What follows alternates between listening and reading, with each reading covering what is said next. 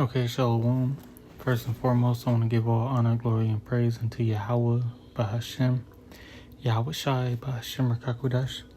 Double honors to the apostles and elders of Great Millstone who teach and rule well. Peace, blessings, salutations to the hopeful like Akim, pushing this truth. Shalom to the Bahashah, the house of David, men, women, and children listening and learning. The so-called Negro, Latino, and Native American are the Israelites, God's chosen people of the Bible. This includes the speckled bird, who may look like the heathen, act like the heathen, but their father's line goes back to Abraham, Isaac, and Jacob. This is the brother Karathaza of Men of Valor, Las Vegas camp. Coming back with another lesson, Lord willing, it be edifying. The title of this one is The Value of a Man is Priceless. Our stock is going up. Alright? And that man is a man of the Lord. Okay, these women are going to learn to value a true man, all right, of the Lord. The Most High said he will make it, all right, and that's going to come. They're going to realize, if they don't already realize the worth in that time of trouble, all right. Women are hypergamous by nature, all right, and as Esau's queendom goes down, right? So does the freedom, the liberty, the lifestyle these women have become accustomed to, because as the apostle recall, says that like Esau and Eve are that power couple. All right. And next to Esau, the most prideful thing is the so-called black woman. All right. And then following in suit, the rest of the tribes of Israel, the women from the rest of the tribes of Israel. So without further ado, man, we're going to get into this. And you could just go on YouTube and, YouTube, TikTok, already women in as they say, hitting the wall, are coming to that sense of realization that they done effed up. All right. That, the liberty America gives them in the end doesn't work out too well for them. All right. And that realization, is what's going to lead into the prophecy of Isaiah 4:1. But as the system goes down, all right, the realization and the value of a man of Yahweh Bashim Yahweh Shai is going to be truly recognized. This is the book of Isaiah, chapter 13 and verse 12. And it says, I will make a man more precious than fine gold, even a man than the wedge of Ophir. All right. The Lord is doing this in real time. He's doing it through the plagues, the setting up the stages for Jacob's trouble. All right. As we're in the time of the beginning of sorrows. Okay. How many women without a man in those fires in LA wish they had a man to help them out of that situation? See, when events like that happen, what do you think the women out there that was living by themselves doing? They were trying to find a man to help them get pack as much of their shit up, all right, or trying to find a man that could lead them to safety, all right. And that's the importance. A man's supposed to be that covering for a woman, for his possession. Okay, the Lord's gonna make that known. Let's go. And you thick-skulled you know, women won't truly understand it until that time of Jacob's trouble. All right? Unless you are blessed by the Lord, given that eye salve, you know, as a lady of the elect, in these times to come into that truth and realization. And you better, treat your man like that fine gold. And likewise, a man that has a virtuous woman. Okay? That goes both ways. Because them is hard to come by as well.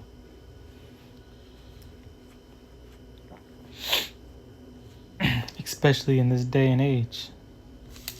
Man, this is a Proverbs 8 and 11. It says, "For wisdom is better than rubies, and all things that may be desired are not to be compared to it." Okay? Wisdom is better than rubies. It says that saying that diamonds are a girl's best friend. All right?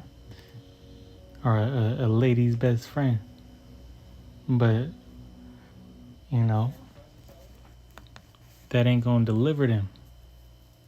And wisdom is likened unto that precious jewel. Okay, so that just a man of understanding, a man of the Lord, a man of Yahweh Bashim Shai, all right, with knowledge of the scriptures, which they are both one and the same. But a man of Yahweh Bashim Shai is even, more valuable than any average Joe, because the ones without that, the men without this truth and knowledge, they're gonna fold in the time of Jacob's trouble. And let's actually get that. Let's actually show you, that your Pookie, Ray Rays, even a man that may have his shit together financially on this side may seem like a so-called high value man. Hey, he's gonna fold if he don't have this truth and knowledge, if he's not predestined to be part of the elect of Yahweh Bashimi Al-Shai. This is in the wrong chapter. Let's go to Jeremiah. It's slim pickings for you women. You only got 1/3 of Israel in America. Okay? That's where the blunt force of Jacob's trouble is going to hit. It says, Jeremiah 30:6. It says, "Ask ye now and see whether a man do travail with child." All right? "Wherefore do I see every man with his hands on his loins as a woman in travail, and all faces turn into paleness." Okay, so men folded over, hands on they stomach, sick from, because this world's gonna have great death, plagues, black swan events, everything's gonna be happening at once. Hey, Daniel said it was a time like no other. Faces turn to paleness when, like, you've seen a ghost. All right? And in the times of Egypt before the Lord sent out apparitions, very well happen again. And will happen again. It says, "Alas, for the day is great, so that none is like it. It is even the time of Jacob's trouble, but he shall be saved out of it." And who is that he? That he is the elect. And you women better hope to find a man of the elect if you wish to make it out of here. All right? Or be a part of the elect yourself. But the Lord says that, a man will find, a righteous man will find a righteous woman, roughly paraphrasing, and vice versa. He will not. A righteous man won't be with a wicked woman. The Lord will He gonna separate that. He gonna give him something good with what he deserves. Likewise, a woman, you know, knowing that, hey, a woman's belief can save her husband, and the faith of a man can save his family. Okay.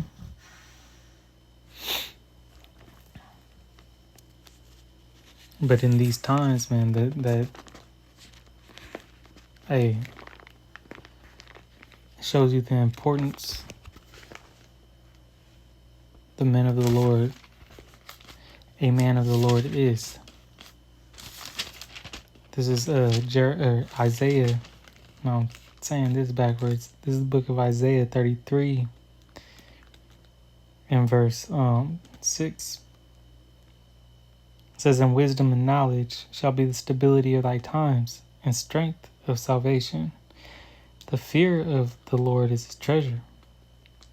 Okay. Wisdom and knowledge, the stability. All right, that's what's going to keep you together, keep you in a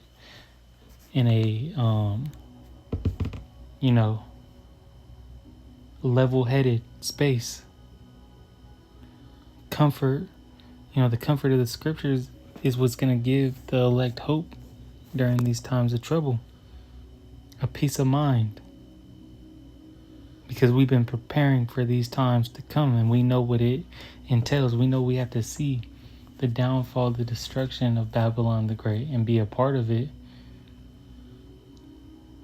until our deliverance comes. We have faith that the Lord will deliver us out of it. It says, "Behold, their valiant ones shall cry without. The ambassadors of peace shall weep bitterly." Right? Hey, these people in high places, they're going to be in a low state and bugged out. The valiant ones, the mighty men of the world, all right, are now consumed with fear, terror. Don't know what to do. Okay? And that's a state that the Lord is going to put this whole world in. All right? And how much more you prideful women that think you got it all figured out, think you don't need a man. A lot of you women is getting shook up right now. Right? With the, things Trump's putting in play. We were watching me and the brother, we're watching the Latin tribes, the Latin tribe women, the Northern Kingdom women crying about this, deportation thing that's going to start happening. And then you have the whole earth is in mourning because,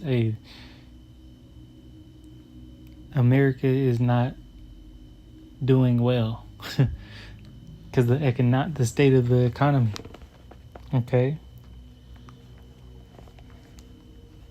So it says in 2nd Esdras 8:50, it says, "For many great miseries shall be done to them that in the latter time shall dwell in the world, because they have walked in great pride." And as I stated before, the one that walks in the greatest pride next to Esau, Edom, all right, is, the followers of Esau, Edom, as John 8:44 states, all right, "You are of your father the devil," all right, "those enviers of your oppressor, you two-turd, and the rest of the wicked Israelites that follow after Esau, Edom, and idolize this man." But the one next to Esau, Edom, with the most pride is a so-called black woman and the respective women of the 12 tribes following suit. Okay? So you're going to suffer those great miseries. And may very well come by the hand of, your master. All right?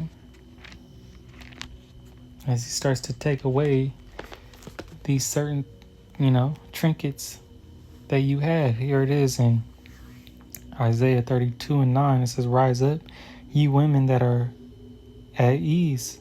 Why are you at ease? Because you're living the good life. Taking your, vacations to Cabo, sipping a pina colada. All right. Hear my voice, ye careless daughters. Give ear unto my speech. So listen up, because this thing is coming. These times are coming. They're at hand. As many days and years shall ye be troubled, ye careless women, for the vintage shall fail. Yeah, that old lifestyle.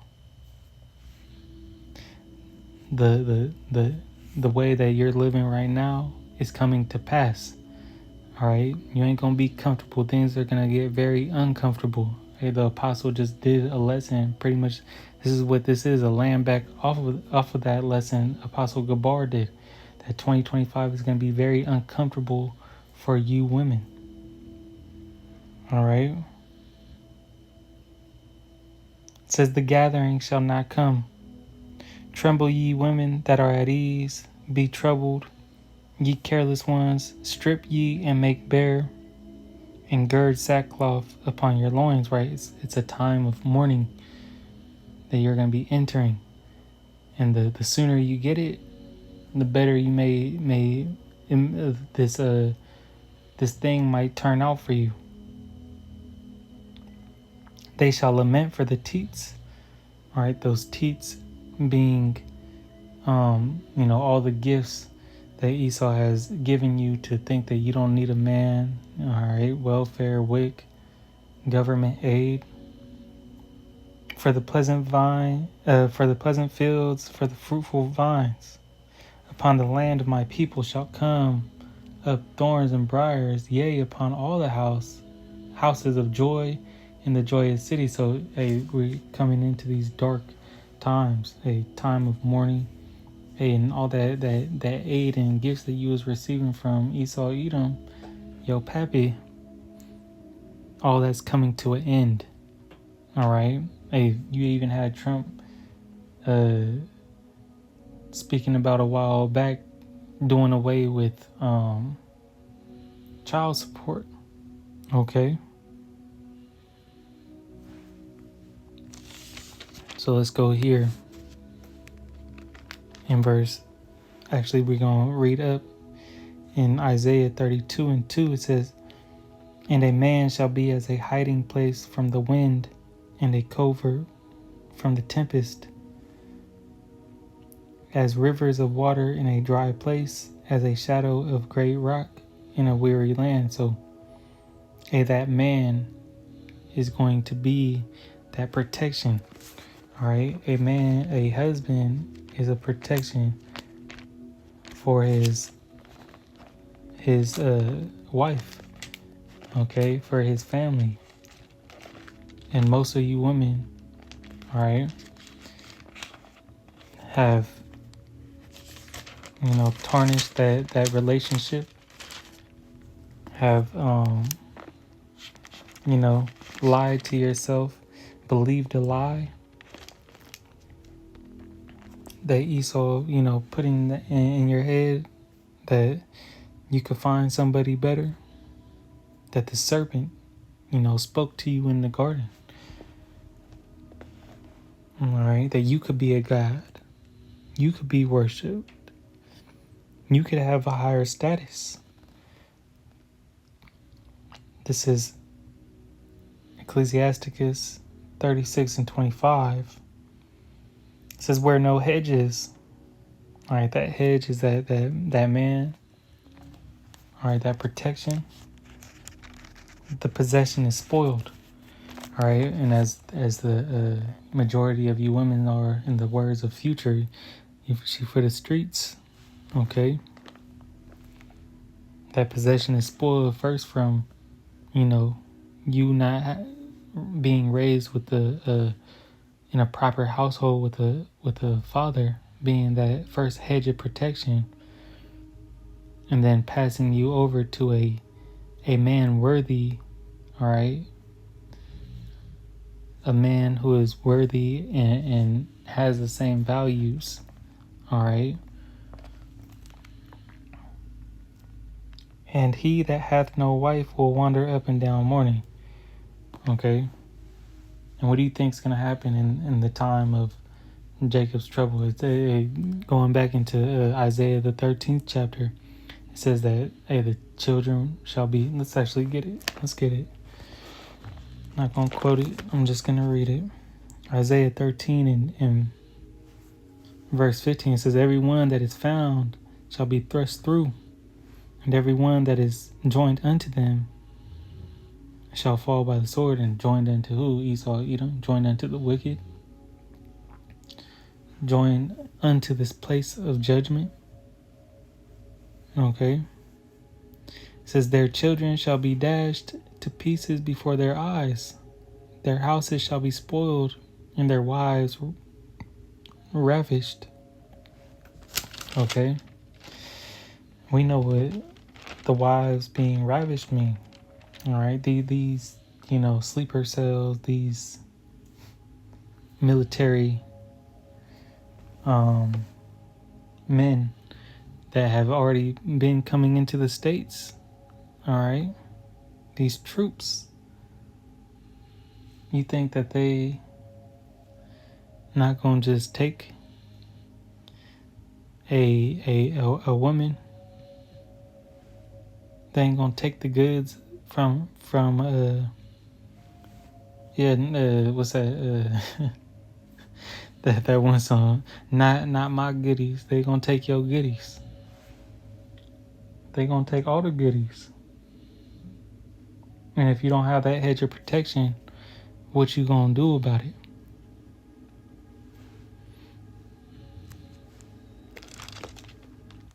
This is very serious times we coming into, and the women of Israel need to listen up, because it's about to get that bad. So bad, your worst nightmare, which is really a blessing, is going to come true. And by that, I mean what all these women hate to talk about or admit, all right, is that they need a man, and that they gonna be willing. Hey, it says thy shall be willing in the day of power. The Lord's gonna, the Lord is going to, as it said in Isaiah the 13th chapter and the 12th verse, he will make a man as fine, as precious as the gold of Ophir. Through these hardships, hey, you women are going to get right. And this will happen on this side. This is Isaiah 4:1. And in that day 7 women shall take hold of one man, saying, we will eat our own bread and wear our own apparel. Only let us be called by thy name. Why? Because they want that protection. To take away our reproach.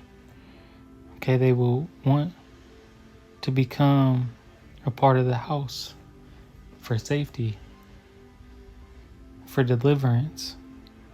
Okay? So Lord willing, this has been edifying. I want to give all honor, glory, and praise to Yahweh by Hashem, Yahweh Shai, by Hashem Rakakwadash. Shalom to the elect. Kwam Yasharala Wa Abal Babal.